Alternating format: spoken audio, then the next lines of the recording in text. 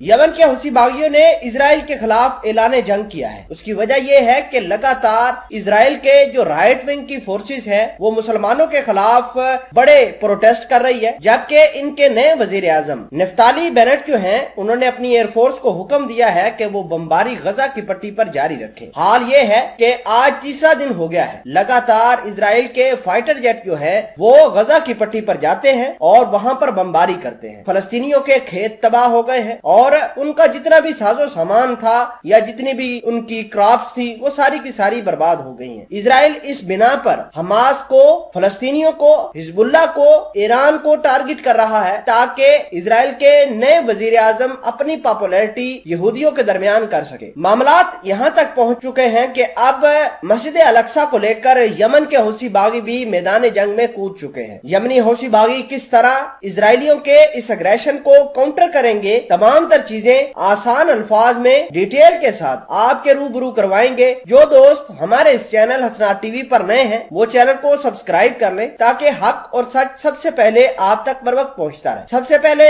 आपको यह जानना चाहिए कि इंसार जो तंजीम है ये यमन के अंदर काम करती है और इसकी तंजीम जो है वो यमनी हौसी बागियों पर मुश्तमिल है। आप देखिए कि तकरीबन 20 से 22 इस्लामी मुल्क थे जिन्होंने यमन के अंदर जंग की हुई है। 2015 से यमन के अंदर जंग है और यमन ने आज तक अपनी हार नहीं मानी। ठीक वैसे ही फलस्तीनी हमास और हिजबुल्लाह वाले इजराइल के खिलाफ अग्रेशन किए हुए हैं और बर वक्त जवाब दे रहे हैं। ठीक यमन के अंदर भी यमनी हौसी बागी सऊदी अरेबिया के कोलिशन फोर्सेस को निशाना बना रहे हैं। आपको लगता है ऐसा है कि यमन के हौसी बागियों ने मैदान जंग तब्दील करने का फैसला किया है। उसकी वजह यह है कि इंसार के अहम रहनुमाओं ने हिजबुल्लाह के एक टीवी चैनल को इंटरव्यू देते हुए कहा कि मस्जिद अल-अक्सा को प्रोटेक्ट करना, इसकी हिफाजत करना एक मुसलमान का या फलस्तीनियों का हक नहीं बल्कि पूरे आलम इस्लाम का हक है। हर मुसलमान को चाहिए कि इजरायली एग्रेशन के खिलाफ उठ खड़ा हो। अगर आइंदा के बाद इजराइल ने मस्जिद अल-अक्सा को निशाना बनाया या फिर हमास के साथ फलस्तीनियों के खिलाफ जंग छेड़ी तो हम यमन वाले इजराइल को निशाना बनाएंगे। आपको ये बता दें कि अरब ममालक में यमनी हौसी बागों का काफी इन्फ्लुएंस है। ईरान देखिए कि मिडिल ईस्ट के अंदर पावरफुल कंट्री है और ईरान और यमन के किस तरह ताल्लुकात है यमनी हौसी बागियों के ये पूरी दुनिया पर आया है। अब